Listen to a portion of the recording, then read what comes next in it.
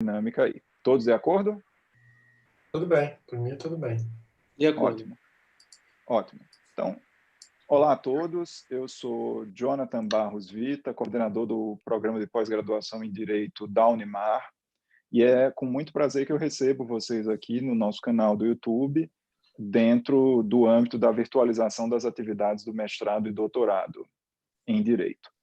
Dentro desse contexto, a gente tem feito uma série de eventos, tem utilizado intensamente, com criatividade, a virtualização que é necessária nesses tempos de pandemia, para conseguir trazer um conteúdo acoplado às nossas disciplinas do mestrado e doutorado, mas também um conteúdo inovador e trazendo realmente os experts em todas as matérias. Então, esse projeto é uma virtualização parcial da disciplina da professora Maria de Fátima, é uma virtualização parcial do nosso grupo de pesquisas e traz realmente um tema que é da ordem do dia, né? A gente conseguiu, acabou de ser aprovado e a gente está fazendo um dos primeiros debates sobre a chamada, se inicialmente o tema iria ser, quando eu até convidei o professor José Roberto Afonso, o professor Celso e o professor Heleno Torres, seria sobre o PEC do orçamento de guerra, agora já tivemos de mudar, né, de última hora e dizer, não, a emenda constitucional número 106.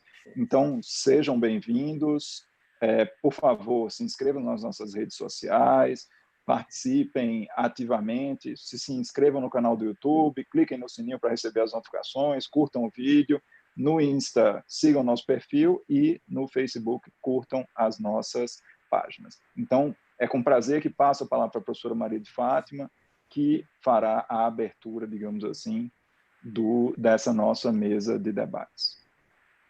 Ok, obrigado, professor Jonathan. Boa tarde a todos. Boa tarde, professores convidados, professor José Roberto, professor Celso e professor Heleno já deve estar chegando aqui. Como o professor Jonathan mencionou, este ciclo de debates faz parte do nosso projeto de pesquisa, globalização, direito e economia. E hoje, 22 de maio de 2020, nós estamos aqui para mais uma live, onde estão participando os nossos mestrandos, lá do programa de mestrado e doutorado em Direito da Unimar. Inclusive, eles têm várias questões para responder sobre esse debate, que achamos interessante incluir como atividade da disciplina.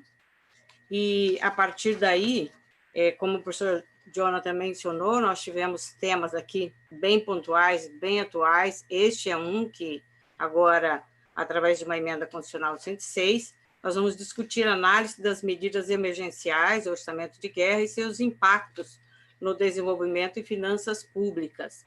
Então, conforme conversamos aqui, cada expositor poderá dispor de até 20 minutos para que a gente democraticamente distribua esse tempo e depois a gente faz um bate-bola aí com algumas questões que os debatedores apresentam e também através das perguntas que vão chegando pelo YouTube, que o professor Jonathan vai controlar ali.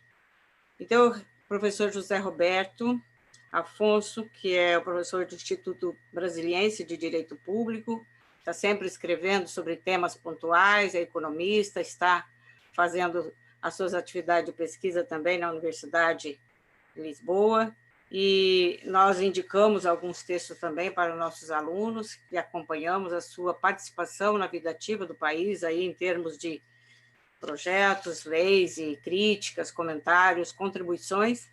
E nós passamos a palavra para que utilize com esta finalidade de propor um debate. Estamos tendo o professor Heleno chegando aí, dando as boas-vindas a ele, e depois conversaremos com mais vagar. Boa tarde, professora Maria de Fátima, agradeço aí o convite e cumprimento em particular o Jonathan, nosso parceiro no nosso livro Tributação 4.0, que nós lançamos virtualmente, né, há poucas semanas, e tivemos a oportunidade, né, de tê-lo junto com o Celso também como um dos coautores do livro, e professor Heleno, que, aliás, nos abrilhantou também como também um dos coautores, além de todos os debates.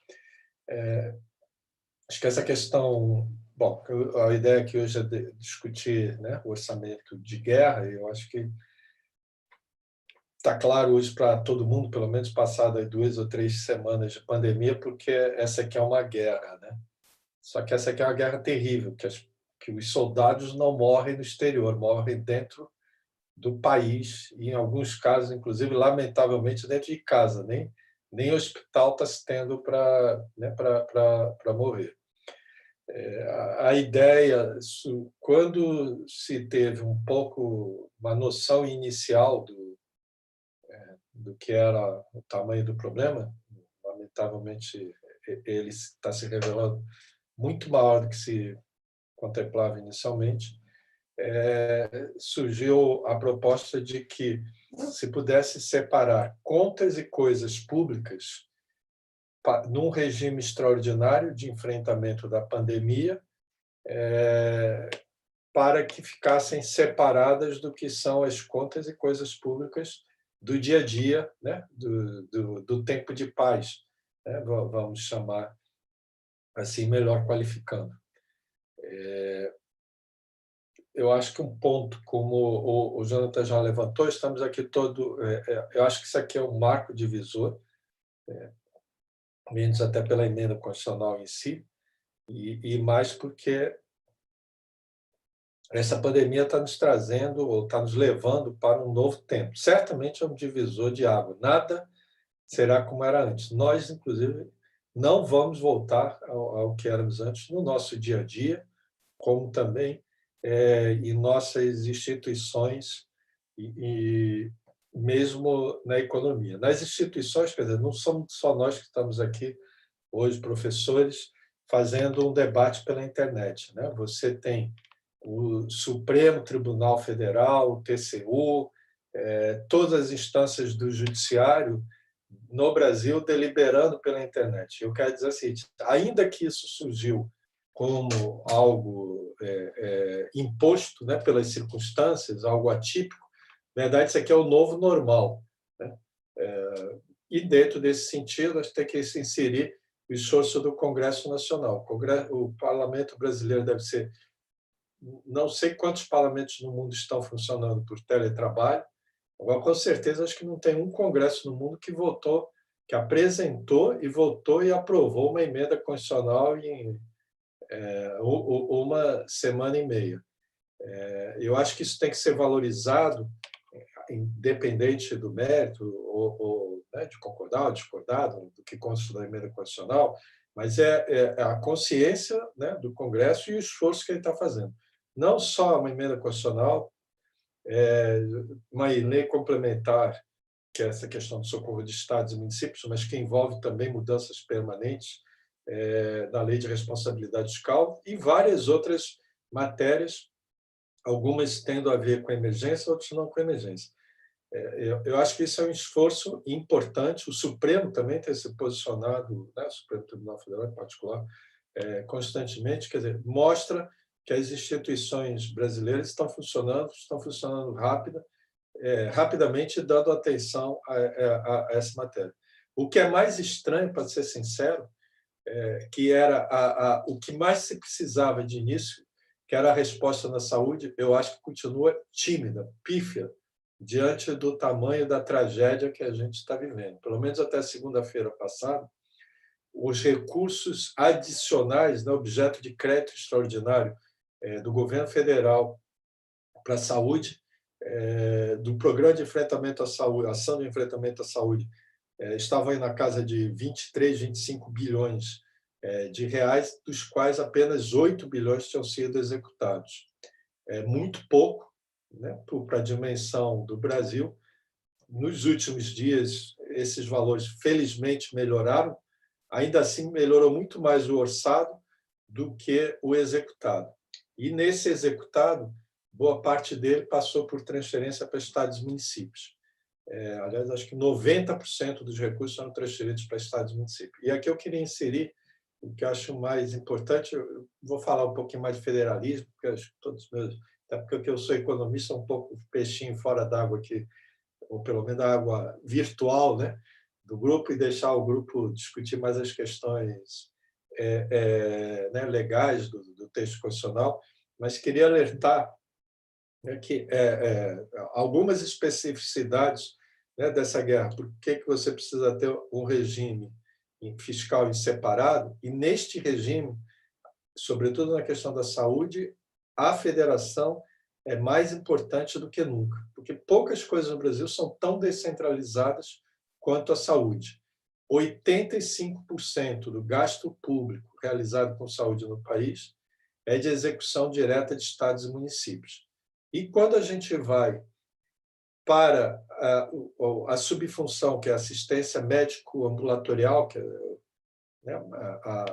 é onde passa a resposta mais importante, mais imediata, diante dessa emergência, estados representam 50% e os municípios 45% da rede pública, seja diretamente, seja contratando, né, a rede privada. Então, o enfrentamento da Covid significa, acima de tudo, uma federação funcionando e que se espera que funcione em harmonia, né, em equilíbrio, que é algo que acho que todos nós estamos precisando. Por isso, inclusive, que eu entendo que o orçamento, a ideia do orçamento de guerra começa na emenda constitucional e muito tem a ver com a lei complementar. Aliás, eu já estive aqui pulando de um evento e outro, eu nem vi se finalmente foi sancionada, mas me parece que acho que não, né? Ontem foi feito um acordo e tal, mas anunciado acordo. A lei complementar que faz repasses, né, de recursos federais para estados e municípios, eu entendo como um complemento, porque ela é fundamental para manter as finanças estaduais e municipais funcionando, por 3 razões principais, né? A primeira é essa: o enfrentamento da saúde. Quem está na linha de frente, além dos médicos, são os governos estaduais e municipais. É importante situar grau de descentralização tão forte da saúde como no Brasil, nos países da OCDE, a gente encontra em 2 blocos de países. Os países nórdicos, as federações nórdicas, particularmente Dinamarca, Noruega, e, de outro lado, os latinos, a Espanha e a Itália. Eu até costumo dizer que o Brasil tinha que escolher de que lado estava, né? Aparentemente, ou por escolha ou por falta de ação, a gente está caminhando para ficar com os latinos ou já conseguir superar a tragédia dos outros 2 países latinos.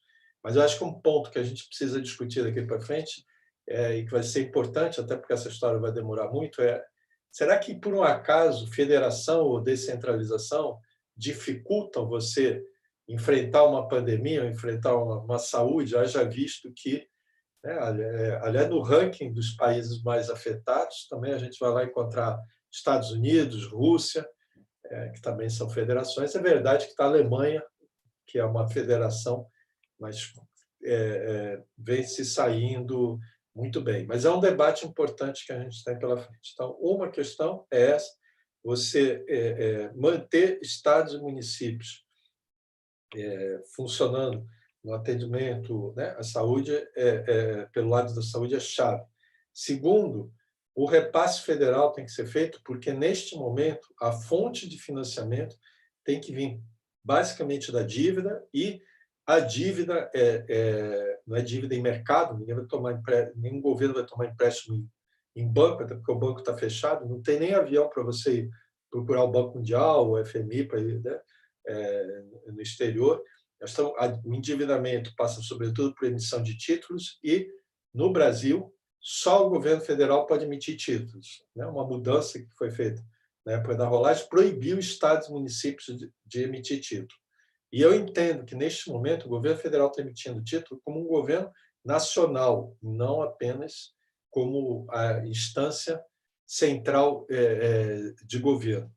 Quer dizer, infelizmente, ele não vem se portando muito como um governo nacional na política, mas na política fiscal ele é um governo nacional, como chamam os latinos. No Brasil, a gente não tem... aliás, você falar em governo federal para muitos países, o pessoal pensa na federação e não no nível central de governo, que é como a gente usa no Brasil. E a gente precisa que esse governo se porte como um governo nacional, tem que emitir títulos, depois em seguida eu vou falar um pouco sobre isso bem rápido, aí, né? Mas essa emissão de título tem que ser federal e repassar recursos. Além de cobrir o déficit federal, também cobrir recursos de estados e municípios, por uma razão importante. O nosso sistema tributário, né, que eu acho que até tem virtudes em termos de descentralização, só que ele delega a estados e municípios, como principais fontes de arrecadação, os impostos que tendem a ser os mais atingidos por uma crise como essa, que é o ICMS, o Imposto sobre Mercadoria, e o ISS, o Imposto sobre Serviços. Essa aqui é uma recessão que atinge serviços mais do que nunca. Aliás, quando começou, a expressão da moda era recessão nós estávamos indo para uma recessão de serviço, né, que começava pelo serviço. Infelizmente, o conceito se revelou errado pela pior coisa possível, que começou do serviço, foi para a mercadoria, e eu diria que hoje a gente tem que torcer para ser só a recessão. Pessoalmente, eu acho que a gente já está, em particular o Brasil, numa depressão. Não é só conceitos semânticos, depois a gente pode conversar, mas depressão é, sobretudo, quando, fazendo analogia, né, com o Covid, é quando você tem uma cadeia interna de contágios e que, nesse caso, se passa, sobretudo, pela inadimplência. Você não paga imposto, você não paga fornecedor, não paga banco, não paga fornecedores e demite ou não paga salário e assim vai. Dentro desse contexto, o ISS tem que ser o mais afetado de todos, porque os termômetros antecedentes que a gente tem na economia, em muitos serviços importantes, a queda de faturamento é da casa de 70% a 90% de perda de faturamento. Há uma defasagem importante, além de ter havido, em muitos casos, diferimento no recolhimento de impostos, mas certamente agora, no mês de maio e junho, vai bater fortemente na arrecadação das prefeituras esse impacto do ISS, como o ICMS está refletindo a queda, né, que em muitos casos, bens duráveis da indústria tem girado na casa de 40%. A arrecadação de ICMS este mês, em alguns estados, aí, os estados mais desenvolvidos do país, pelo que a gente tem conversado, está aí com perda de arrecadação de 30%, 35%. Acho que São Paulo aí, provavelmente vai na casa de 35% contra o que esperaria faturar em termos normais. Quer dizer, não há a menor condição de você, uma vez que você perdeu 35% da sua receita, e cortar 35% de salário, porque se você fizer isso, agrava mais ainda a depressão, ou cortar 35% de compras e, sobretudo, cortar, nesse momento, gasto com saúde e com segurança pública. Quando você precisa, aliás, gastar mais do que você gastava antes para o enfrentamento óbvio, né, da pandemia, de um lado, e, de outro lado, para você tentar manter minimamente a ordem social e econômica. Aliás, não por outros motivos, um plano estratégico do Exército, do Centro de Estudos do Exército, já me disseram que não posso dizer que é o plano do Exército, mas é do Centro de Estudos do Exército, coloca lá como indicadores chaves de acompanhamento, são 11 indicadores. Entre os 11 está a arrecadação de estados e municípios. Eu fiquei olhando assim, eu falei, mas por que o Exército está preocupado com a arrecadação de estados e municípios? E aí você vai ler e diz assim, não, esta aqui é uma guerra diferente, uma guerra que é travada nas cidades, não é travada no exterior e nem no interior, e é chave que as receitas estaduais e municipais se mantenham para não haver uma perda de controle da ordem urbana. Eles também ficam monitorando saques e vários indicadores aí, de violência. É importante, por isso que é muito importante, acho que, ter claro qual é o papel de estados e municípios dentro desta federação, e em particular neste momento, e não politizar algo que tinha que estar sendo tratado com ciência. Aliás, até insisto muito em bater uma... Quando a gente fala ciência, agora todo mundo fica pensando, né, no pesquisador que está no laboratório de branco. Não é só esse o cientista, né? O direito é uma ciência também, e dentre várias outras, e precisa ajudar a dar respostas, né, neste momento, diante da gravidade, seja pela tipicidade, seja pela gravidade, né, do que a gente encontra. Bom, por último, eu vou passar aqui aos colegas, e acho que estou atendendo aqui o prazo que me foi dado, queria dizer assim, sobre dívida, sobre lei de responsabilidade fiscal, metas fiscais, esqueçam. Quer dizer, tudo isso é pertinente na hora da normalidade. Nós não estamos em tempos normais. Logo quando começou isso, eu me lembro que alguém perguntou assim, não, isso aqui vai provocar desajuste? Eu falei, com certeza. O desajuste começa, o maior desajuste não é que a dívida vai subir, é que o PIB está virando água. Se você não for competente e trabalhar, e rápido, para segurar a sua economia, e para isso você vai precisar, sim, fazer dívida pública, o seu PIB vai cair. Vamos combinar que essas estimativas de queda de PIB de menos 5%, acho que nem a antiga velhinha lá de Taubaté acredita nisso, que basta olhar os indicadores antecedentes que a gente falou assim. Então, precisamos agir, o crédito não chega na ponta e hoje, eu acho que, inclusive, a gente já não tem só um problema de crédito, tem um problema grave de demanda, né? Falta poder de compra e falta até condições de sair para comprar, né? E isso, inclusive, você não resolve mandando as pessoas saírem de casa, que ninguém vai sair. Aliás, ontem saiu uma pesquisa que mostra claramente, né, entre o risco da saúde e o risco da economia, o risco de ser contaminado, a preocupação em ser contaminado é mais do que o dobro da preocupação sua com perder o emprego ou com a renda, porque, afinal de contas, a grande maioria da população tem um mínimo, né, de consciência, ou eu diria de instinto de sobrevivência, né? O Brasil, agora, nesse momento, a gente começa a ir para... a discussão de sobrevivência, já não é nem mais do resto. Então, nesse momento, o governo tem que fazer dívida. Agora, eu acho que o problema não é fazer a dívida, é saber usar com competência e com racionalidade, com parcimônia, esta dívida que você tem que fazer. Mas você tem que fazer. Não dá para você ter aumentado o gasto público no país com saúde, o gasto nacional federal, em 8 bilhões de reais, e a dívida pública, até segunda-feira, tinha crescido, só com operação compromissada, 380 bilhões de reais. Não tem qualquer correlação o aumento da dívida com a despesa com saúde, que tinha que ser a prioridade máxima nesse momento. Não precisamos nem dizer porque, né, pelas razões óbvias.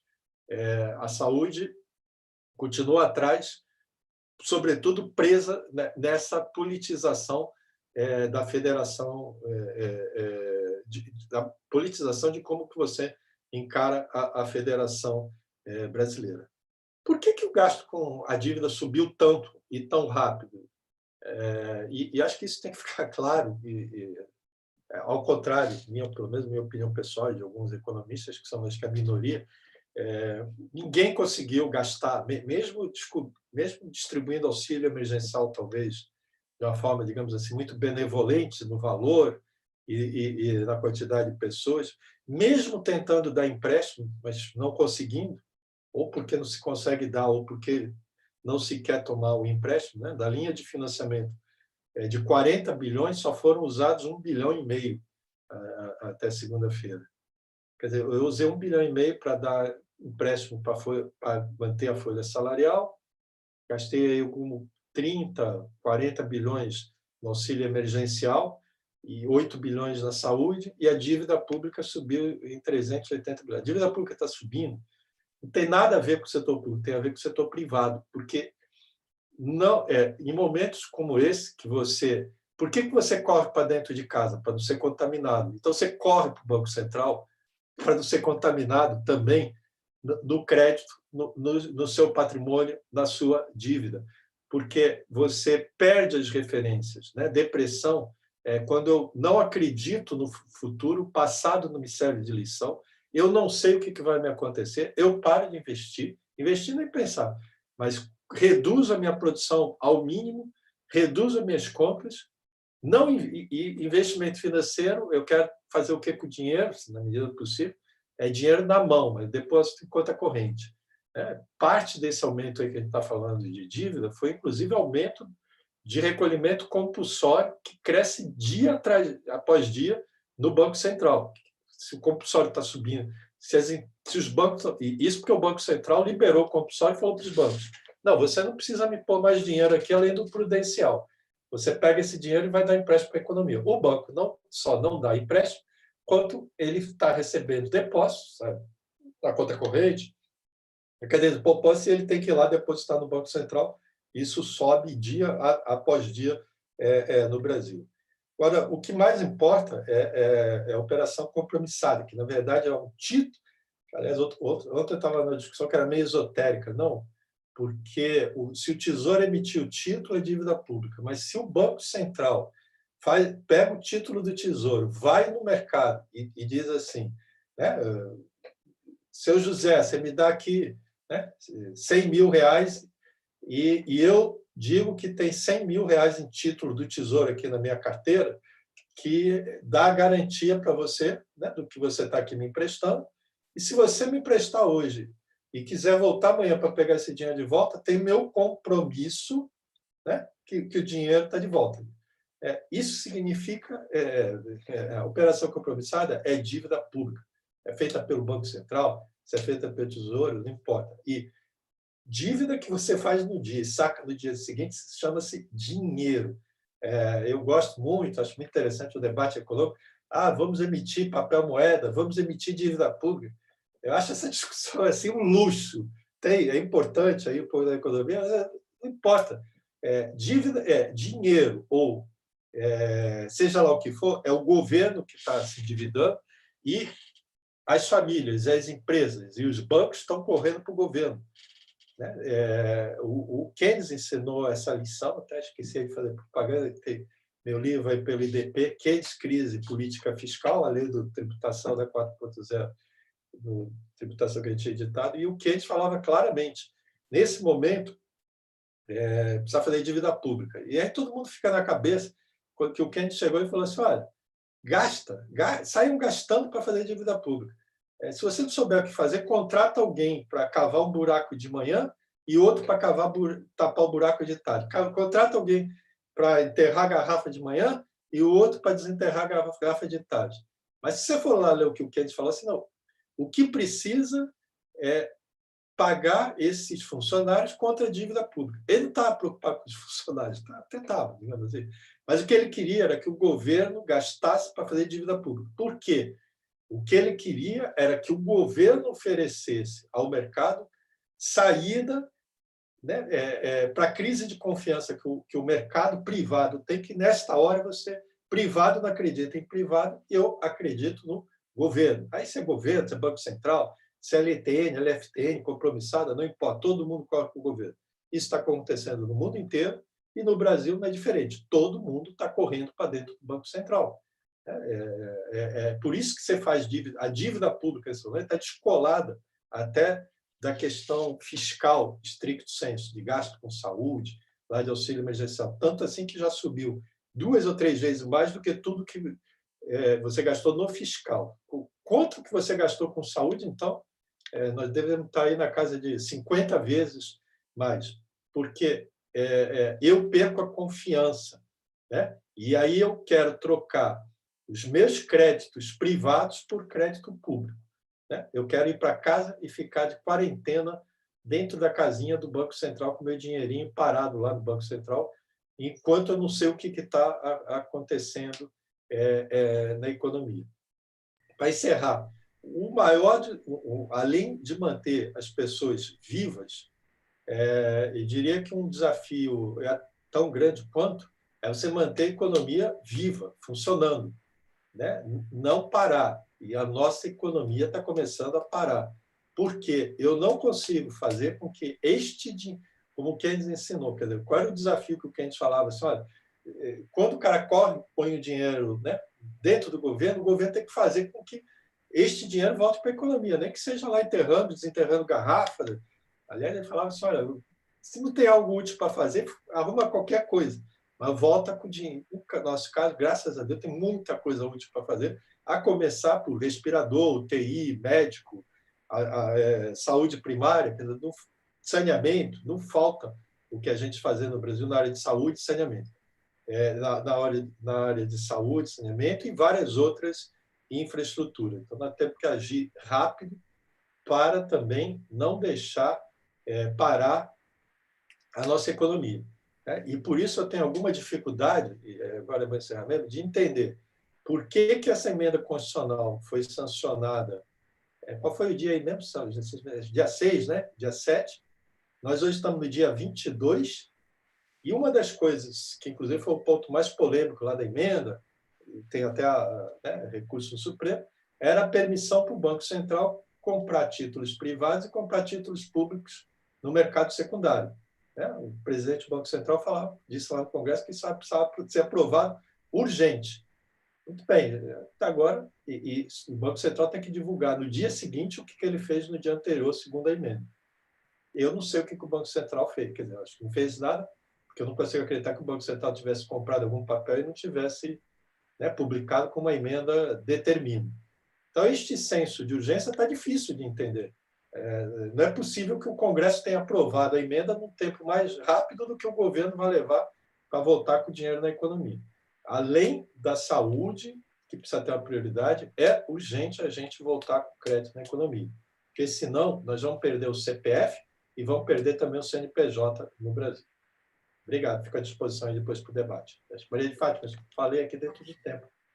Ok, professor, muito obrigada pela sua participação. É interessante ouvir o economista, ver aqui até que eu achei que não estava tão pessimista assim, dentro desse quadro sombrio que nós estamos vivendo, agora, porque os economistas estão sempre preocupados com o que virá amanhã, e isso é importante, não apenas aplicando a PEC, ou hoje já a emenda constitucional, ou os decretos que estão já em vigor, mas a preocupação é sempre com essa possível recessão ou a possibilidade de outros desdobramentos que poderão vir aí.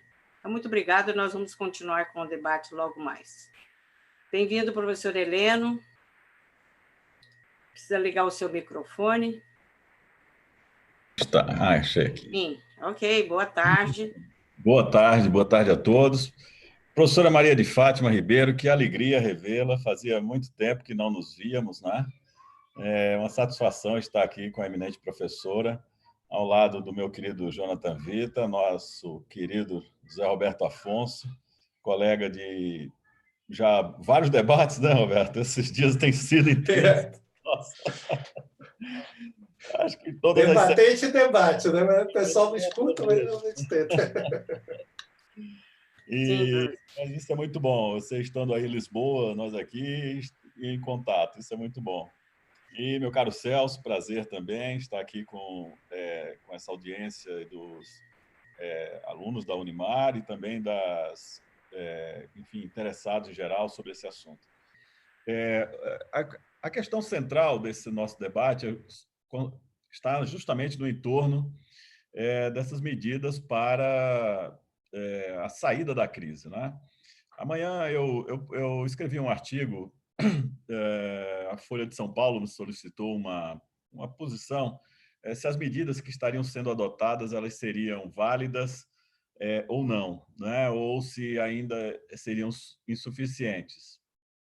De fato, essa é uma situação bastante interessante que nos impõe aí a refletir muita coisa na linha do Zé Roberto. Não vou aqui repetir, porque estamos muito alinhados com essas críticas que o Zé Roberto acaba de fazer. Mas eu lembro um filme de Woody Allen, eu jogo tênis e gosto muito desse filme, chamado Match Point, né? E Woody Allen, no início de um filme, ele coloca uma bolinha que vai caindo e ele para e diz, bom, agora é tudo ou nada, né? O match point é o último ponto. Então, se for para um lado, é a vitória. Se for para o outro, é a derrota. E é assim que a gente percebe essas tomadas, né, de posições agora sobre cada uma dessas medidas, porque ainda há muito espaço de incerteza. Nós não sabemos exatamente qual será o alcance, a extensão de todo esse processo. Não é? É uma situação muito inusual, inusitada para toda a história da humanidade. Não é?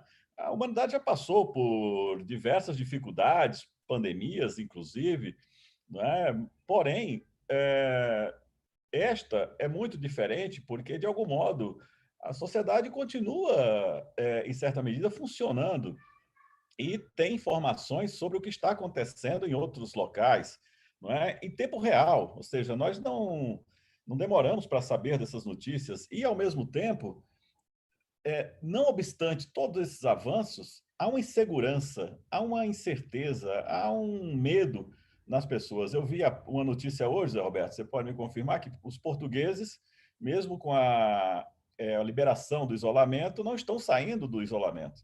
Por quê? Por medo. Ninguém vai lançar-se à própria sorte só porque o Estado liberou a saída de casa. Então, é uma situação muito difícil, porque certamente, sem o funcionamento adequado da economia e das atividades, teremos uma demora para essa retomada. Agora, uma coisa que as pessoas precisam entender é que não são todas as medidas que precisam ser criadas de imediato, porque como nós não sabemos qual vai ser o grau de aprofundamento desse problema, então nós temos que pensar por fases. E um dos estudos que eu achei mais interessantes nos últimos, vários de instituições importantes, como o Fundo Monetário Internacional, o Centro Interamericano de Administrações Tributárias, o CIAT, o próprio IOTA, que é o Inter-European Organization of Tax Administrations, todas essas entidades publicaram recentemente estudos muito importantes, muito aprofundados sobre medidas tributárias e fiscais, monetárias, enfim, para o combate, né, dos efeitos decorrentes dessa pandemia. Um dos que eu achei mais interessante foi justamente o da OCDE, intitulado Tax and Fiscal Policy in Response to the Coronavirus Crisis, Strengthening Confidence and Resilience. E esse estudo, ele faz uma distinção em 4 fases, que seriam a fase 1, 2, 3, 4, não é? Fase 1 e 2 como sendo fases de contenção, a fase 3 como sendo uma fase de recuperação e a fase 4 como a fase de estabilização, não é? Eu acho que realmente nós precisamos pensar por essas fases, né? Nós estamos agora na fase de contenção. Essa fase de contenção exige medidas emergenciais, como foram postergação de prazo de pagamento de tributos, atribuição de créditos a pequenas empresas para assegurar o mínimo de liquidez, concessão de algum benefício para que as pessoas assegurem o mínimo existencial. Então, essa fase de contenção, nós não sabemos quanto tempo ela pode durar. Ela pode durar 2 meses, 3 meses, 4 meses, pode ir até setembro, não sabemos ainda. Não é?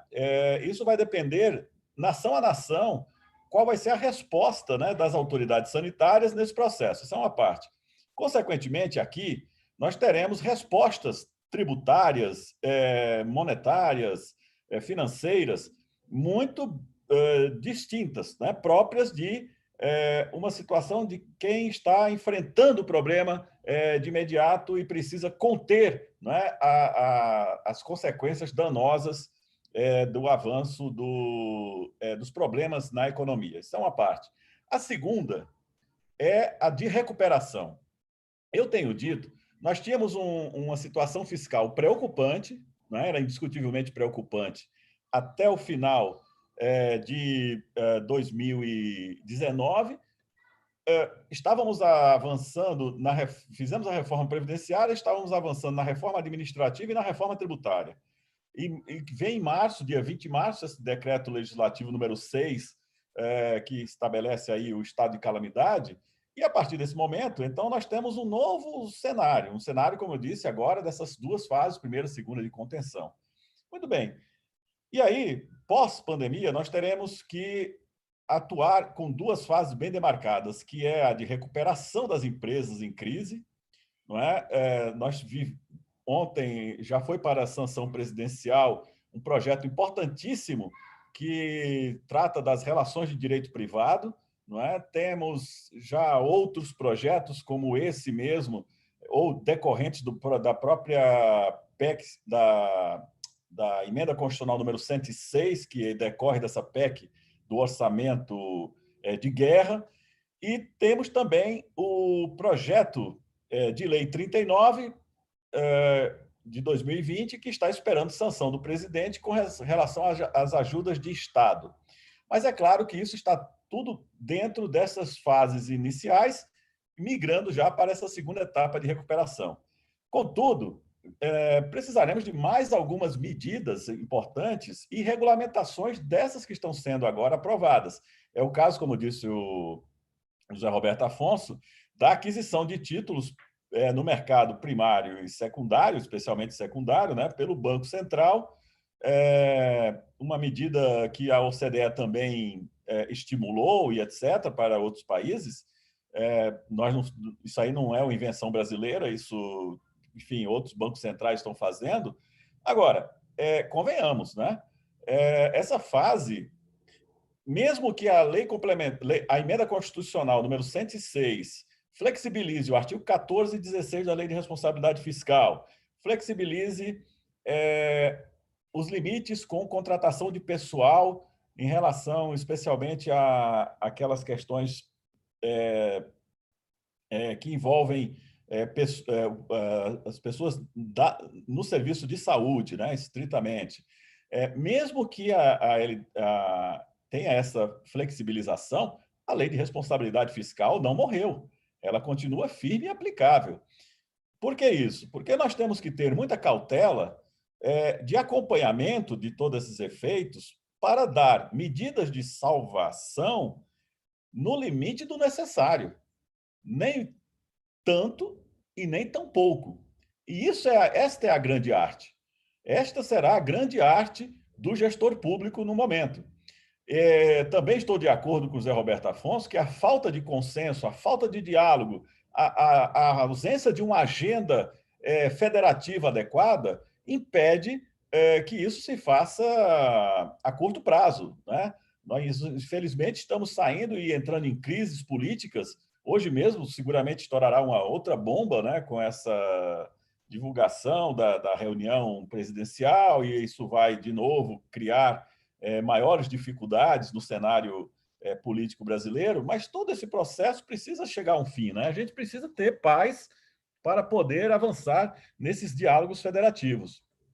Outro aspecto, então, é que, migrando dessa etapa de recuperação para uma etapa de estabilização, nós temos que pensar o seguinte: quem vai pagar essa conta? A geração presente ou a geração futura?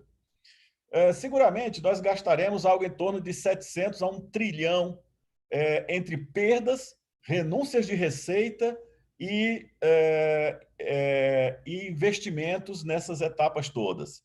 Pois muito bem, nós temos hoje 5 trilhões e 700 bilhões de dívida pública.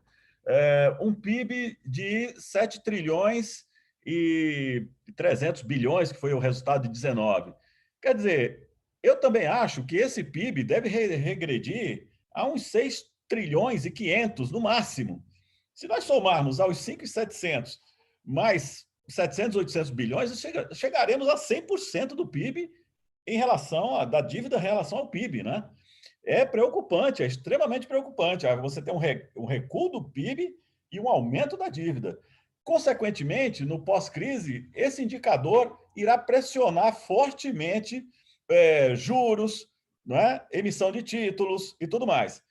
Houve uma declaração essa semana que eu fiquei arrepiado quando ouvi, do secretário do Tesouro Nacional, o professor Mansueto, dizendo que estava muito satisfeito por estar conseguindo emitir títulos com prazo de 1 ano. Não sei se o Zé Roberto viu isso.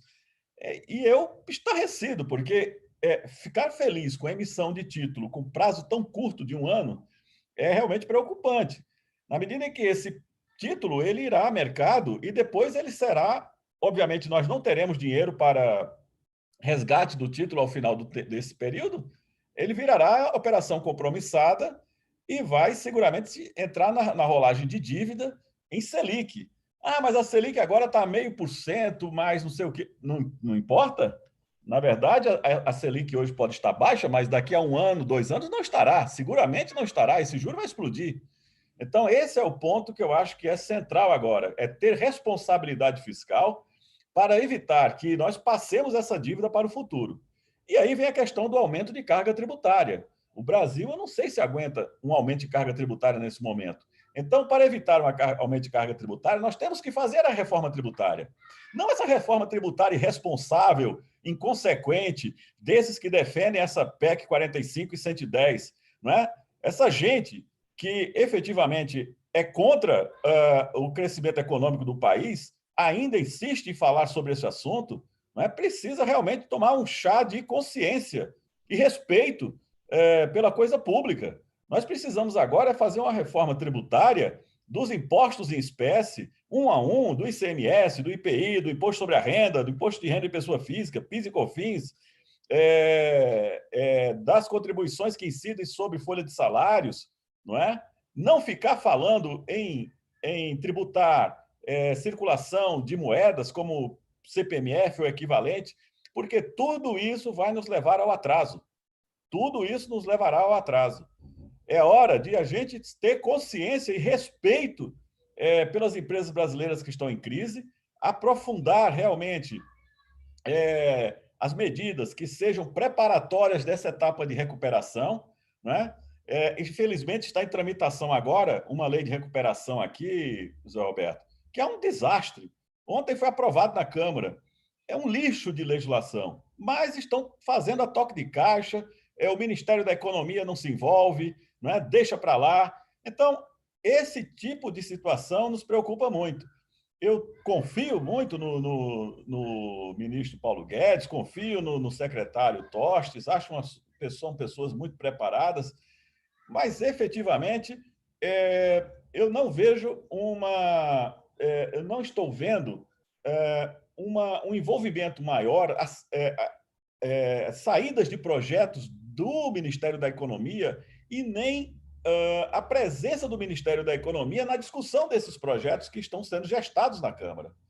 E isso é muito preocupante, porque eles estão sendo aprovados sem conta. As contas, quando chegam, já estão no meio do caminho, já estão praticamente em aprovação, e aí vai o presidente, veta, aí o Congresso derruba o veto, quer dizer, então nós vamos de saltos de irresponsabilidade fiscal em irresponsabilidade fiscal porque não vem projetos do Ministério da Economia. De tal forma que a minha esperança, realmente agora, é que nós tenhamos cuidado. Por quê? Porque nós podemos fazer uma grande reforma tributária, da equalização da carga, sem aumentar essa carga, mas trabalhar dentro dos espaços de contribuintes e construir dentro desses impostos soluções para a crise. Não é? Por exemplo, o empossamento de créditos do PIS/COFINS, os créditos acumulados que não foram compensados, isso pode ser transferido a terceiro, pode abrir espaço de negociação de créditos entre pessoas jurídicas. O resultado é o mesmo. A União teria que reconhecer esses créditos. Isso foram tributos pagos por contribuintes em outras etapas. Não é? Temos que repensar a questão de prejuízo fiscal. Isso é uma discussão não é nem tributária, isso é uma discussão de finanças públicas. Não é? O que se faz com o prejuízo das empresas? Tributa-se o prejuízo? Você vai tributar, agravar a crise das empresas nesse momento? Não é? Nós tivemos aí uma solução importante, que foi a aprovação da lei de transação tributária, e essa lei de transação vai permitir que a Procuradoria da Fazenda Nacional faça acordos nos autos com os contribuintes.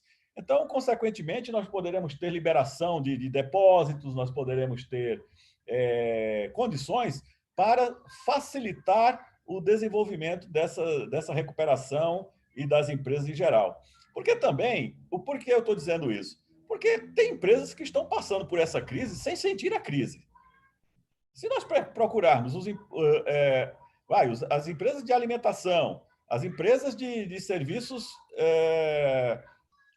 de telecomunicações em geral, vamos colocar aqui tudo que está envolvido com atividade digital e etc., pode ter uma inadimplência ou outra, pode ter uma dificuldade ou outra específica, mas, no geral, estão atravessando sem maiores sobressaltos, né? Nós temos a agroindústria brasileira que, né, em boa medida, ainda está exportando bem.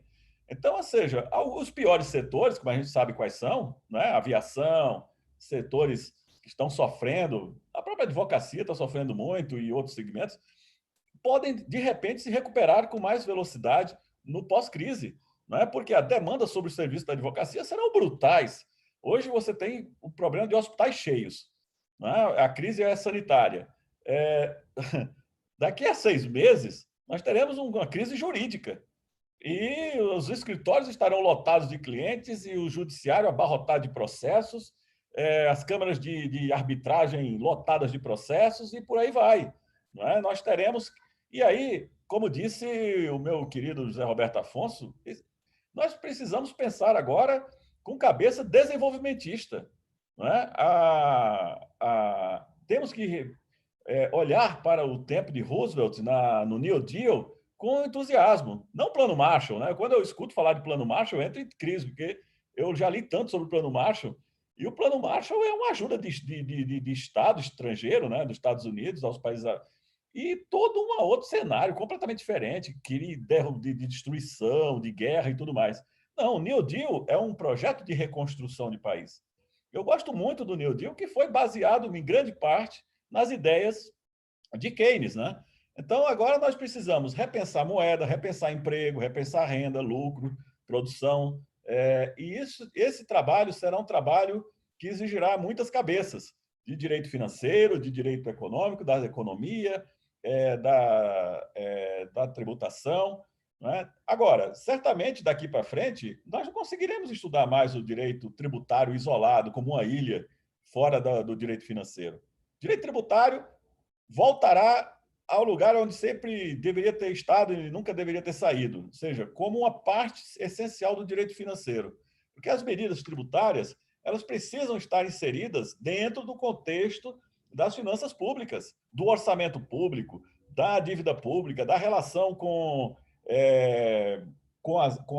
toda a capacidade, né, econômica de pagar tributos, né, porque nós não podemos transferir realmente para gerações futuras uma carga tributária de tal ordem excessiva, de tal ordem exorbitante, que desestimule o interesse em investir no Brasil, que desestimule o empreendedorismo, que puna o servidor público. Não é? Eu tenho muito carinho por muitos professores brasileiros, Zé Roberto Afonso, professora Maria de Fátima, mas tem alguns, não é, que, lamentavelmente, insistem em teses que não são jurídicas, mas puramente políticas, desastrosas. Uma delas é colocar servidor público como se fosse culpado de crise, ou colocar rico como se fosse culpado de crise. Não é? O Congresso está lotado de projetos esdrúxulos, estúpidos, sobre imposto sobre grandes fortunas, empréstimo compulsório, tributação de dividendos, como aumento da alíquota de imposto de renda de pessoa física para 45%. Os ricos não são os culpados pela crise. Não foram eles que foram lá inocular um vírus nas pessoas, não é? Aí o outro são os funcionários públicos. Aí outro grupo pega os funcionários públicos de Cristo e querem reduzir o salário dos funcionários públicos. As pessoas não têm a menor ideia do que falam. Servidor público ganha um salário menos 43%. Todo servidor público ganha um salário menos 43%. Porque 43% são as contribuições descontadas na fonte, e o imposto de renda retido na fonte a 27,5%, pagas por... Então, ele recebe sempre 50% do bruto, porque além de uns, 2 descontos a mais, vira 50%. Esse servidor público que já vive com 50%, vem o Estado e diz, não, eu vou reduzir. O Estado não, né? Certa parcela de doutrina absolutamente comprometida com teses políticas liberais desastrosas. Vou reduzir em 20% seu salário, 30%, 50%. Ok, isso já é feito com as contribuições e tributação na fonte. O que é engraçado, Zé Roberto Afonso, é que quem critica vive, sabe do quê? De PJ. Não é? que é o principal causador da desgraça da Previdência. Essas pessoas deixaram de pagar a Previdência Social, não pagam imposto de renda de pessoa física, entram no regime de pessoa jurídica, justamente em uma condição de pequena empresa, para pagar, no máximo, 13% de tributação para contribuições e para renda, e acham que, com isso, estão contribuindo com o país. Não é? Essas mesmas pessoas depois vão criticar os servidores públicos, que pagam 27,5% na fonte, mais 13% de contribuição, e além de outras contribuições. Onde é que eu quero chegar? Não é servidor público a culpa da crise, e não é ele a solução para a saída da crise. Os ricos não são os culpados e não serão eles a solução para a saída dessa crise. A saída dessa crise exige responsabilidade, exige uma equalização, desmontar essas bombas, acabar com essa pejotização, criar as condições para o financiamento do Estado de tal modo que todos paguem igual. Não é?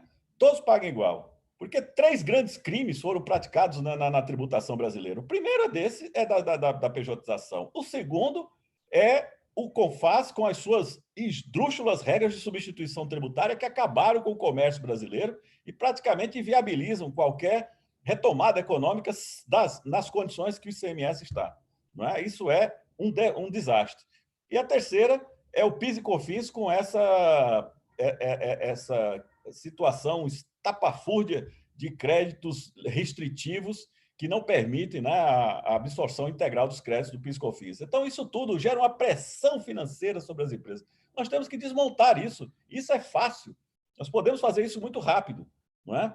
A mesma questão da política monetária. Nós não temos que emitir moeda. Isso é irresponsável também. Emitir moeda, a pessoa parece, que bom, então não vai fazer dívida, vai emitir moeda. Emitir moeda é dívida. Emitir moeda tem impacto direto na economia. Não é? As pessoas não sabem o que falam, Zé Roberto Afonso. Eu fico estarrecido, assim, eu já não tenho mais nem paciência de ler essas pessoas. Outros chegam com soluções do tipo, não, bom, essa mesma do Banco Central, vamos comprar os títulos podres. A gente sabe o que vai acontecer com esse país. Vão comprar os títulos podres, sabemos quem vai arcar com essa conta. Não serão os bancos, não, vai ser a viúva. Vai passar, isso vai bater e vai morrer na viúva. Não é? Então, efetivamente, eu acho que nós precisamos ter cautelas, criar as condições para uma transição, né, para essas etapas de recuperação e estabilização com muita responsabilidade fiscal. Nesse ano no que nós completamos 20 anos da LRF, da Lei Complementar 101, nós precisamos entender e interpretar, né, as suas regras com muito respeito, com muita segurança jurídica, não é? E respeito às pessoas que estão sofrendo, respeito aos empresários que estão com seus negócios em dificuldade. Vamos ter que, sim, apoiá-los. Lamentavelmente, colocaram um moleque na gestão do banco do BNDES que destruiu o banco. Um sujeito que não tem menor preparo para estar no BNDES, não sabe nada de desenvolvimento, não tem a menor noção do que é um banco de desenvolvimento, e esse rapaz simplesmente sumiu. O BNDES desapareceu, não está cumprindo função nenhuma nessa crise toda, quando era para o BNDES estar aportando recursos nas pequenas empresas, nas médias empresas, não é? Como fez os Estados Unidos, está fazendo os países europeus, e tem linha de crédito para isso. O menino, obviamente, amedrontado, sei lá o quê, não toma nenhuma iniciativa. Então, é nessas condições que nós precisamos agora reagir, né? Recuperar a confiança, reconstruir a estabilidade monetária e fiscal e partirmos, sim, para a superação dessa crise. Desculpe se me alonguei um pouco, além do que eu esperava. Olá, professor. Sempre bem entusiasmado com essas questões que incomodam a todos, não é? Mas certamente não está na Avenida Angélica, com esse cenário bonito que está atrás de você aí. Não. Que deve estar descansando em algum lugar bem aprazível. Não, eu estava em São Paulo, em casa, e agora eu cheguei na casa de campo aqui, mais para o final de semana aqui com a família. Bom para descansar mesmo, da situação que nós estamos vivenciando aí. Muito bem pontual as suas apresentações, professor, e é interessante observar um economista falando, um tributarista, e também agora o professor Heleno, que integra a equipe de Direito Financeiro e mostrou a importância, né, do direito financeiro, hoje o professor da USP, da cadeira de Direito Financeiro também. E é importante que a gente vê que, desde aí das pedaladas, como é importante o direito financeiro no país para analisarmos a questão orçamentária. Já há algum tempo que esse resgate vem sendo feito, né? E essa ligação que a gente pode fazer entre o tributário e o financeiro, mas também revisitando sempre as questões econômicas, porque também não dá para ficar apartado, não é, professor? E isso leva nós a interpretarmos aqui, principalmente sobre o federalismo fiscal cooperativo, que mostrou aqui, até tem uns artigos seus da sua tese, que nós distribuímos aí para os mestrandos, que estão hoje respondendo algumas questões sobre esse tema que nós estamos abordando aqui, que é interessante juntar essas questões suas com o professor José Roberto, e que agora nós passamos também para os dois debatedores, que são o professor Celso de Barros Correia Neto, que é consultor legislativo e professor também do Instituto Brasiliense de Direito Público, lá em Brasília, e, posteriormente, o professor Jonathan, que é o coordenador do nosso programa de mestrado e doutorado lá de Marília. Passamos a palavra, então, ao professor Celso, e depois nós voltamos a conversar, professora Helena. Boa tarde a todos. Professora Maria de Fátima, muito obrigado.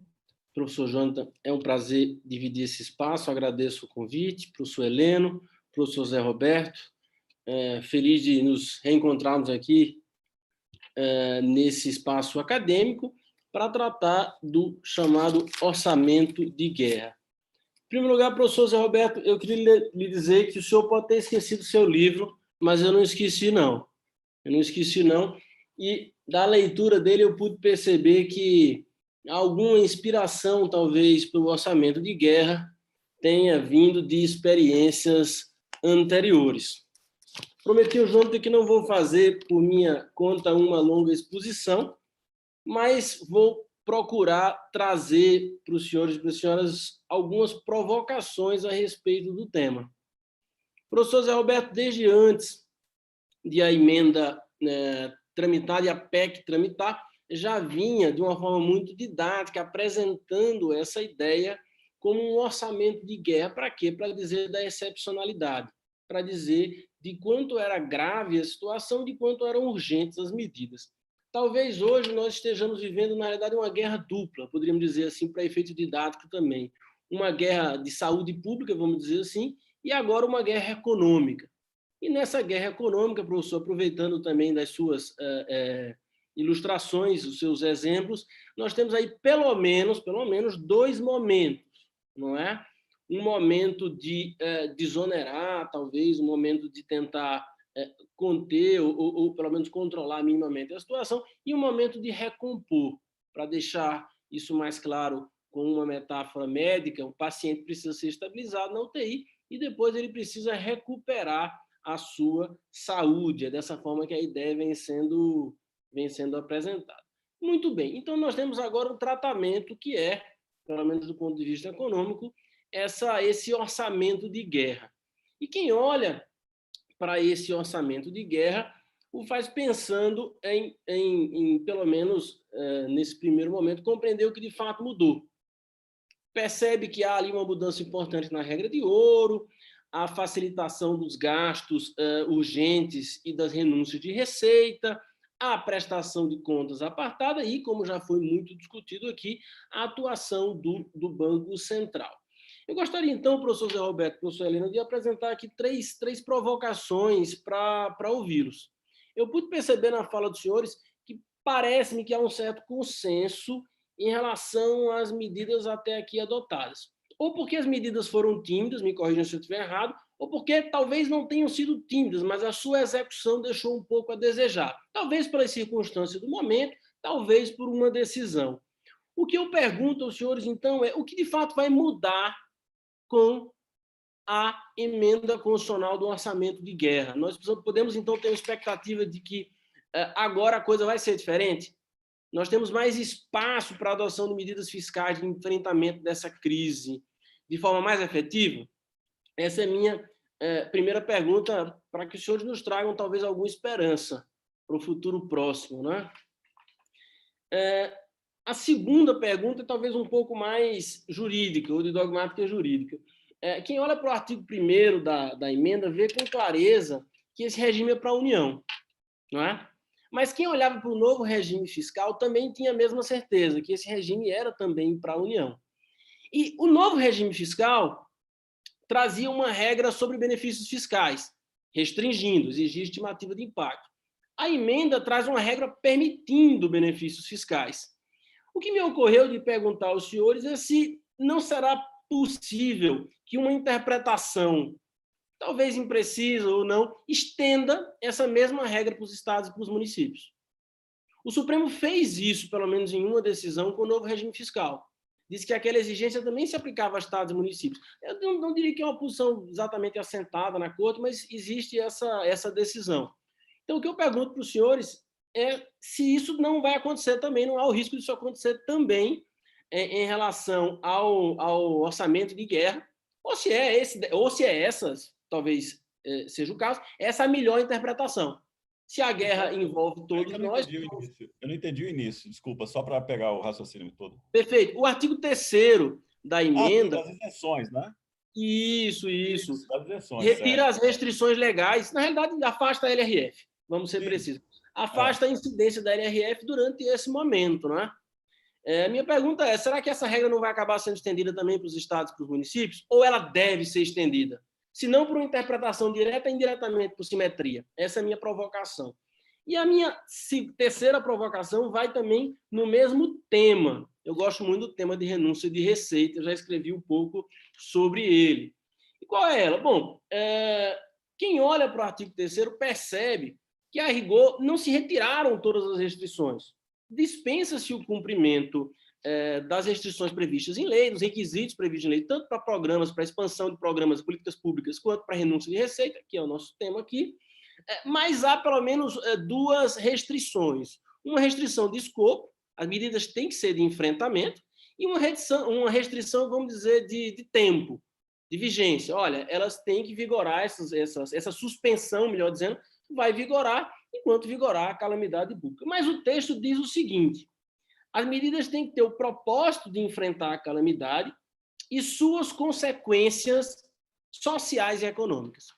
Lendo esse trecho, eu lhes pergunto, até quando nós vamos, então, ficar sem a aplicação da LRF? Porque nada indica, eu não sou conhecido por ser muito otimista, mas nada indica que no curto prazo a crise será superada. Então, me parece que durante muito tempo nós vamos ter que lidar com as consequências, nós vamos ter que enfrentar as consequências econômicas da pandemia. Isso na melhor das hipóteses, eu diria, né? Que é superarmos a pandemia. Não é? Superarmos rapidamente a pandemia. Pois bem, então, devemos esperar longos anos sem a lei de responsabilidade fiscal? Eu sei que essa pergunta exige um certo exercício de futurologia para os senhores, mas dá para talvez construir uma hipótese com o que nós já temos hoje.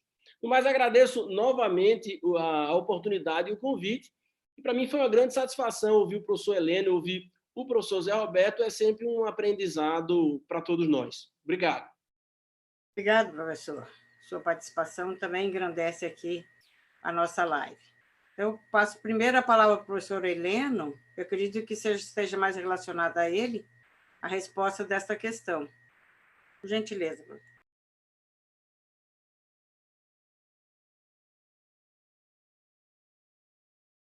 Precisa ligar o seu som aí, professor Heleno.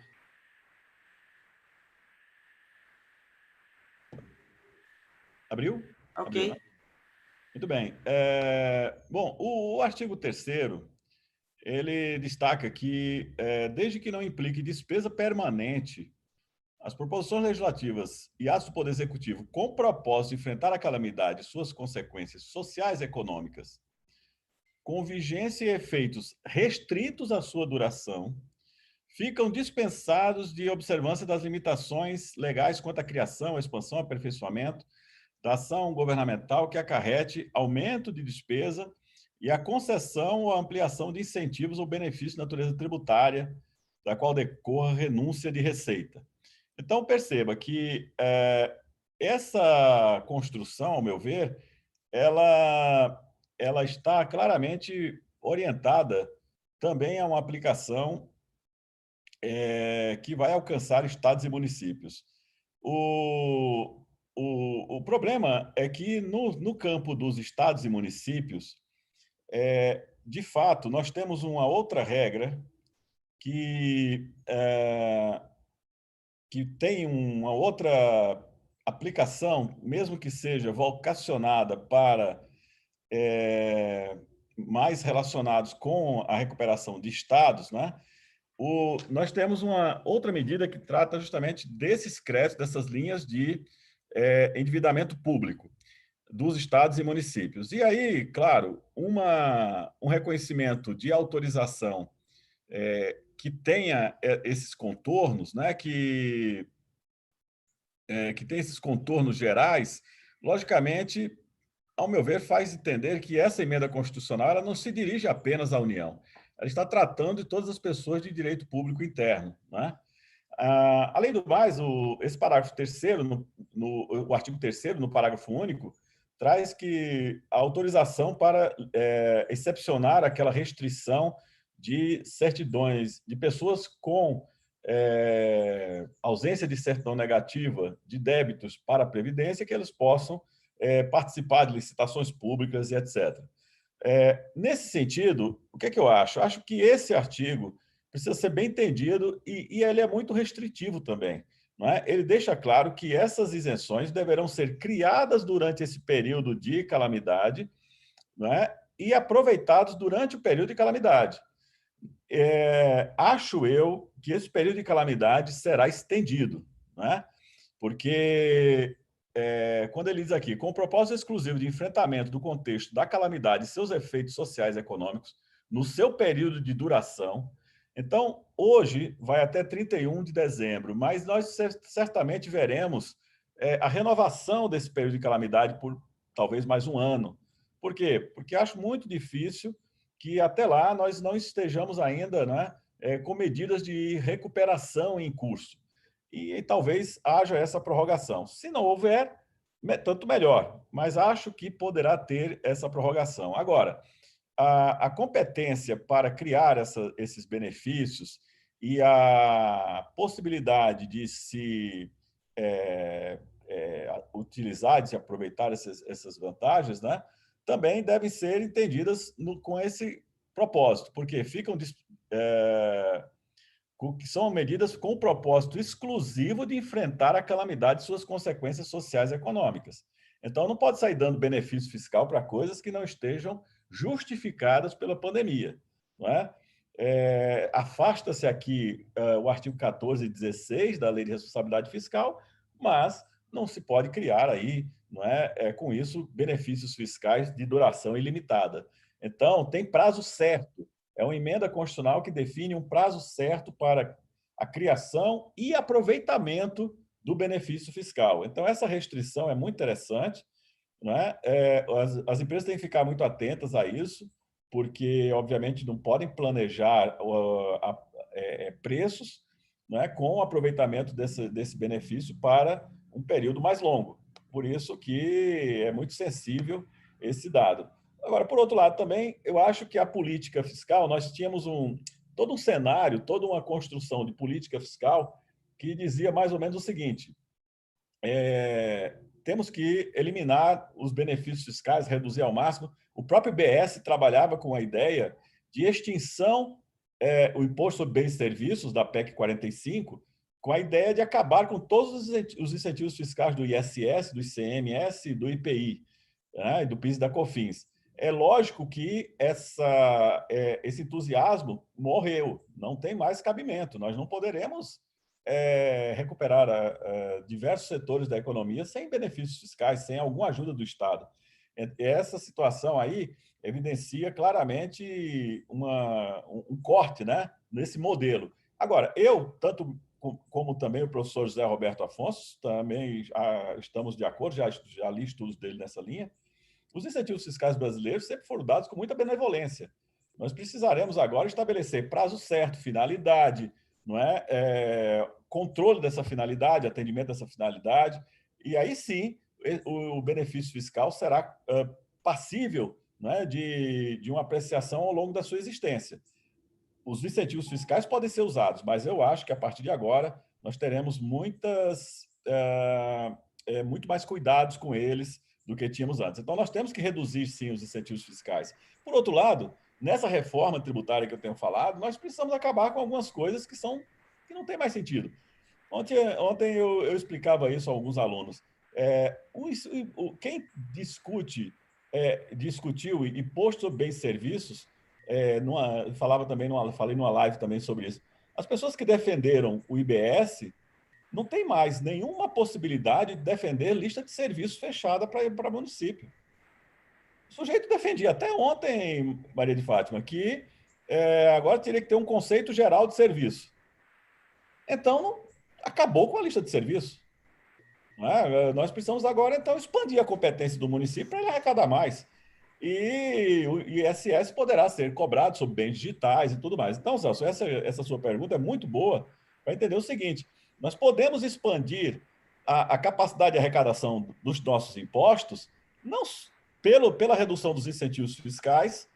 A criação dos novos está restrita a essa intercorrência, né, da crise, e, ao mesmo tempo, nós temos espaço para expandir as competências tributárias, especialmente esta dos serviços. Não é? Nós temos uma virtude, Maria de Fátima, no Brasil, que outros países não têm. Todos os países europeus estão a tentar tributar a economia digital e fazendo um esforço gigantesco para aprovar tributos sobre receita.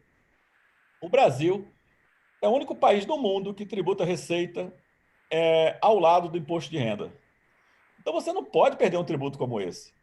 O IBS é uma tentativa de tirar essa possibilidade de tributar receita ao lado de tributar bens e ao lado de tributar renda. Então, o PIS e COFINS ele está nessa posição. Ora, nós temos uma virtude no Brasil, que nós conseguimos, com o PIS e COFINS, tributar economia digital. Já temos alcançado essa competência. Mas o ISS ainda é tímido. Ele não consegue ter essa abrangência. Então, agora, como a turma do IBS bem defendeu, nós temos um conceito geral de serviço. Logo, eles destruíram a lista de serviços, que era um parâmetro de segurança jurídica. E como destruíram a lista de serviços, os municípios estão certíssimos em cobrar três coisas: alíquota fixa, única, um conceito geral de serviços e, eventualmente, tomada de crédito em alguns serviços que são, né, acumulados. Então, eu acho que essas coisas são virtuosas para que nós possamos fazer uma reforma tributária e expandirmos a capacidade de arrecadação sem criar aumento, né, de carga tributária. Não é isso, Celso? Aliás, fiquei feliz com esse seu sotaque, eu acho que você é pernambucano. Verdade. Alagoano. Alagoano, pronto, é meu vizinho, a terra da minha mãe. É que precisamos fazer outras lives para discutir reforma ou não tributária agora, não é, professora Helena? Porque a situação é bem conturbada e polêmica mesmo. Mas dando continuidade aqui, que nós também temos horário para encerrar a nossa atividade hoje, eu passo a palavra ao professor Jonathan, que ele é um dos debatedores, para que ele faça as considerações e envolva os expositores aí em alguma questão. Muito obrigado. Obrigado, professora Maria de Fátima. Realmente o debate está pegando fogo, né? O professor José Roberto Afonso trouxe uma série de elementos, digamos assim, bastante importantes do ponto de vista desse descasamento entre as despesas e o novo endividamento dos estados.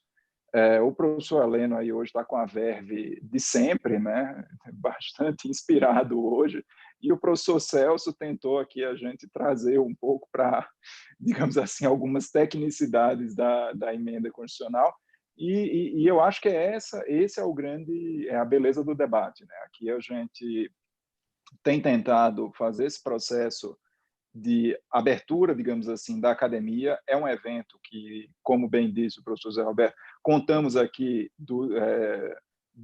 entre os expositores e debatedores, todos escreveram num livro sobre tributação 4.0, coordenado pelo professor José Roberto Afonso e pela Daça Santana. que teve aqui semana passada, e todos também somos entusiastas do direito financeiro enquanto grande guarda-chuva que também absorve, digamos assim, o direito tributário. O professor Heleno bem disse que o direito tributário é apenas um apêndice do direito financeiro, e o Celso, enfim, fez mas eu acho que a gente, enfim, precisa olhar as coisas de maneira global. Então, a gente tem, como bem dito pelo professor José Roberto Afonso, um choque de demanda, nitidamente. De outro lado, temos uma falha na contenção de despesas obrigatórias, que é algo que vem se acumulando durante o tempo. A lei de responsabilidade fiscal está fazendo 20 anos e, ainda assim, a gente tem discrepâncias, digamos assim, discrepâncias do ponto de vista interpretativo até hoje, 20 anos depois, como, por exemplo, como é que a gente calcula despesa com pessoal para os limites da lei de responsabilidade fiscal, por, muitas vezes, ineficiência dos órgãos, não ineficiência, mas bases interpretativas diferentes geradas pelos órgãos de controle e também pela criatividade contábil de certos entes federativos. E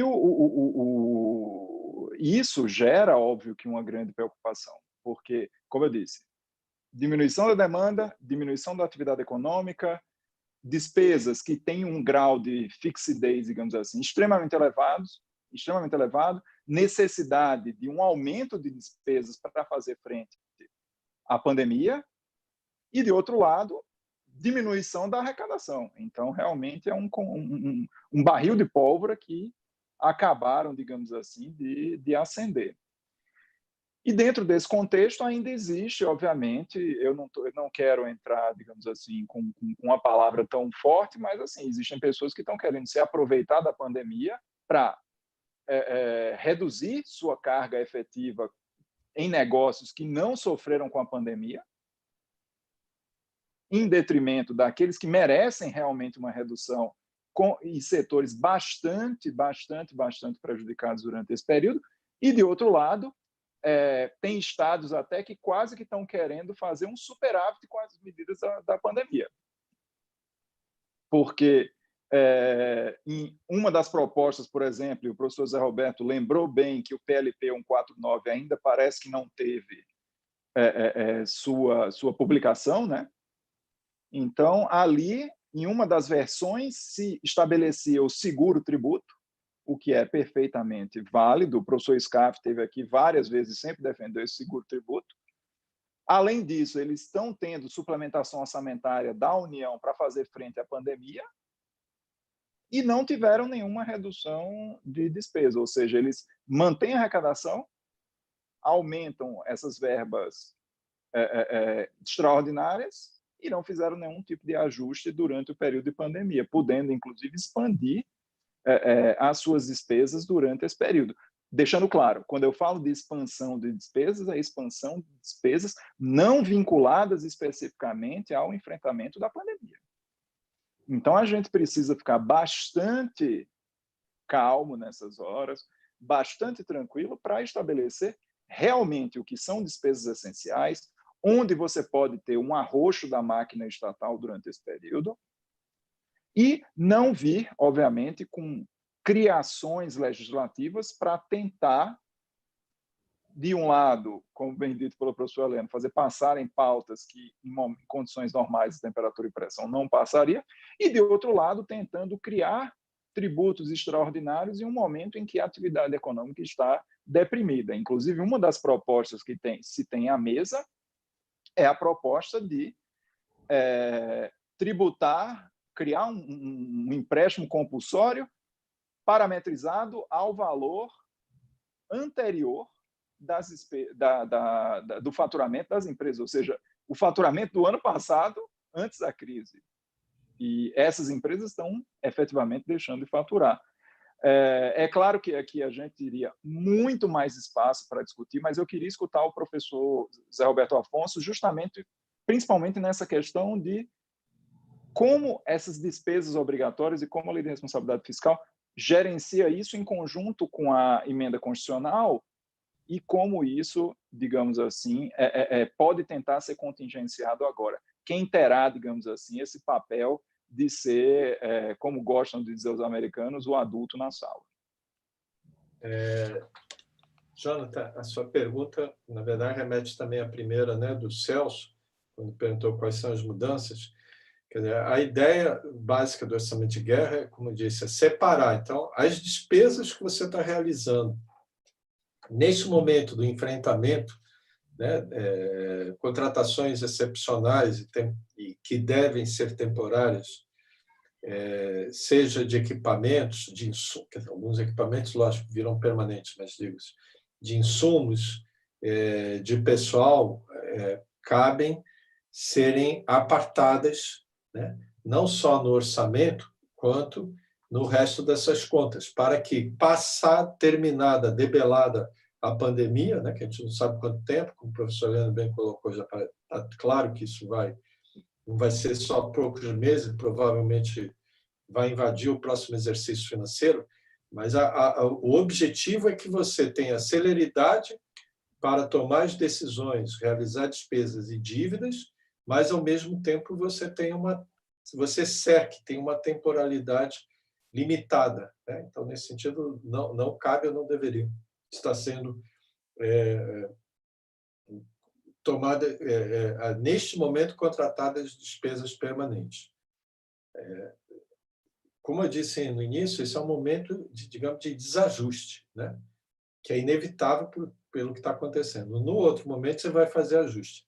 E eu acho que, dado a dimensão do desajuste que está se fazendo, é inevitável você você ter que alterar e, eventualmente, reduzir despesas permanentes na hora devida, que não é agora, é depois, né? De novo, são 2 tempos demarcados, e eu acho que o principal objetivo do orçamento de guerra é para você demarcar esse momento. E eu coloco essa questão de rever despesas, inclusive como alternativa a eventualmente carga tributária. Na verdade, além do debate ser, no atual momento, descabido, ninguém no mundo está criando aumento de imposto nessa hora. Para ser sincero, ao pé da letra, alguns estados norte-americanos, alguns países aqui pequenos europeus até criaram imposto, mas sobre maconha recreativa e sobre jogo eletrônico, cujo consumo teria subido muito na crise. Ou seja, coisas pontuais, coisa um pouco ligada à ideia do excise tax, de consumo supérfluo que você tem que estar reduzindo.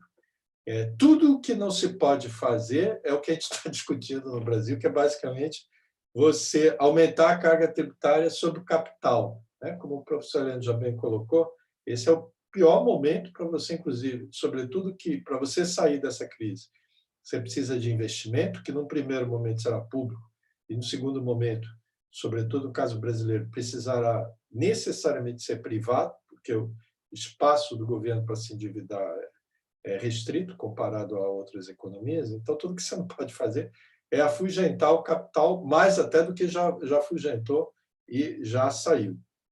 O Brasil, quando a gente pega a dívida total do Brasil, o peso do investidor estrangeiro é decrescente e hoje é muito baixo. E por tudo que está acontecendo na saúde, eu não tenho certeza que vai reduzir mais ainda. Então, eu diria assim, para o bem ou para o mal, o Brasil está, como a gente já comentou aqui, está na mão dos próprios brasileiros.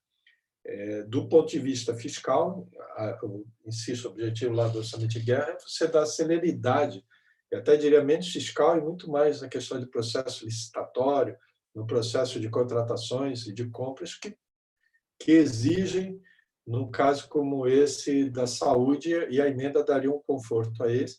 Inclusive, não só isso, mas na questão básica da dívida pública, que já não estava limitada em tempos de paz, a emenda, inclusive, sanciona um aumento automático, um desenquadramento automático da regra de ouro, como permite, inclusive, você refinanciar a dívida passada. Matéria essa que, aliás, não tem nada a ver com a pandemia, até porque essa dívida foi contratada antes. Mas até para não se eu diria que aqui o Congresso até exagerou, para o governo não alegar que não poderia agir, porque ele tinha que pagar, né, os juros da dívida, também foi dispensado, também foi autorizado, né, a renegociar os juros da dívida. A questão de estados e municípios acho que é pertinente, um caminho, como o professor Leandro colocou, agora outro, eu pessoalmente acho que era um bom momento de se fazer uma lei complementar, porque estamos tratando da federação, e pensando não só na proteção, como já pensando no processo de reconstrução, eu nem chamo de recuperação, porque recuperar é você voltar ao passado. Nós não vamos voltar ao que nós éramos. A gente tem que reconstruir sociedade, economia, instituições, e como a gente colocou de início, o papel de estados e municípios é decisivo na saúde, na segurança, né, que a gente bem sabe, e, sobretudo, no momento de demanda, né?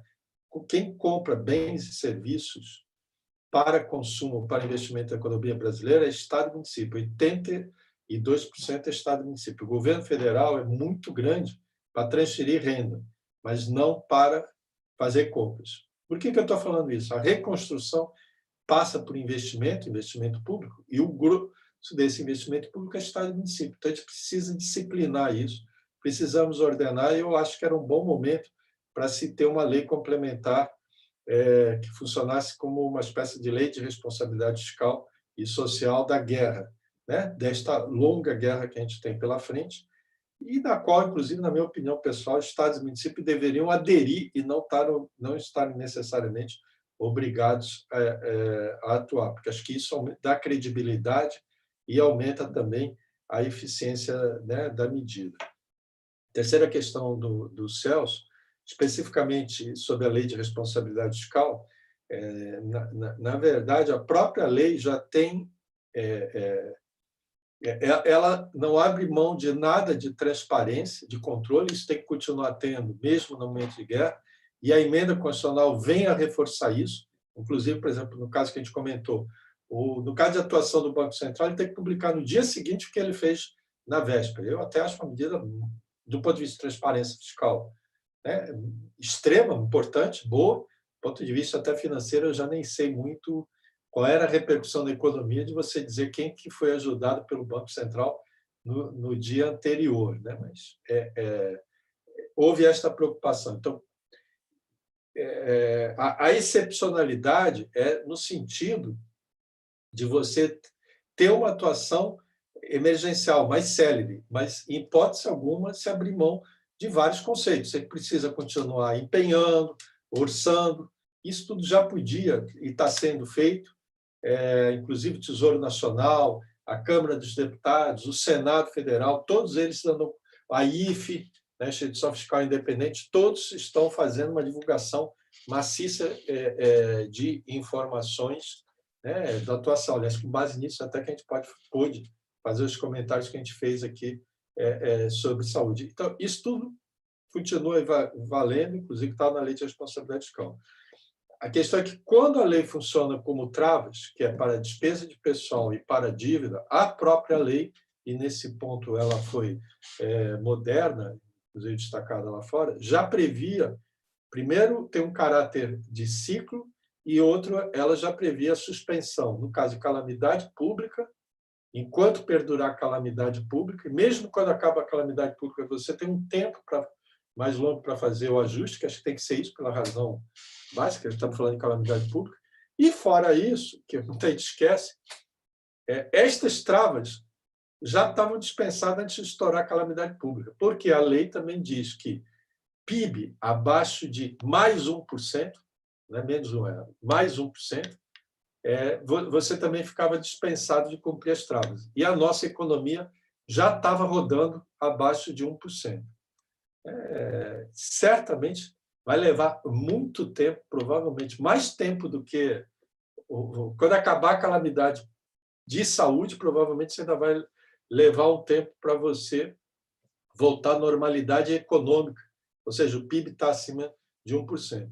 E eu acho que a lei de responsabilidade fiscal ela é racional, no sentido de dizer assim, bom, se a sua economia vai mal, se a sua arrecadação vai mal, não tem como eu exigir que você, por exemplo, reduza dívida ou reduza despesa, né? No caso específico, despesa pessoal. Sobretudo, porque acho que isso é uma coisa que é difícil as pessoas compreenderem, o ajuste fiscal você faz no momento de bonança, no momento, né, que está tudo muito bem, e que aí você está arrecadando 10%, você tem que gastar 8%. Por quê? Para, num momento como esse, que você arrecada, sua economia está caindo e a sua arrecadação está caindo, você não derrube todos os seus gastos. A começar pelo gasto de saúde, gasto com educação, gasto com segurança pública, são gastos tem que agir, primeiro que são necessários o tempo todo e fazem um papel anticíclico, né? Como um colchão, seguram a economia. Eu acho até que era um bom momento para a gente rever algumas regras fiscais, por exemplo, a vinculação para a educação e saúde, que tanto se fala, precisamos suspender a vinculação. A vinculação não é trava para nada, porque, inclusive, no caso de educação e saúde, a vinculação está ligada à arrecadação. A arrecadação despencou e, no Brasil, por várias razões, seja legais, seja de bom senso, ninguém vai demitir professor, médico ou policial nesse momento porque caiu a arrecadação. No momento da crise, a vinculação não vale nada. Aliás, entre outras, como o Heleno já colocou aqui, fica a discussão de papel moeda e dívida, é a mesma coisa da discussão da vinculação. Não, a vinculação... Aqui, vinculação... de novo, se a arrecadação de impostos está caindo 30%, a sua obrigação em gastar com saúde, a obrigação constitucional mínima está caindo em 30%.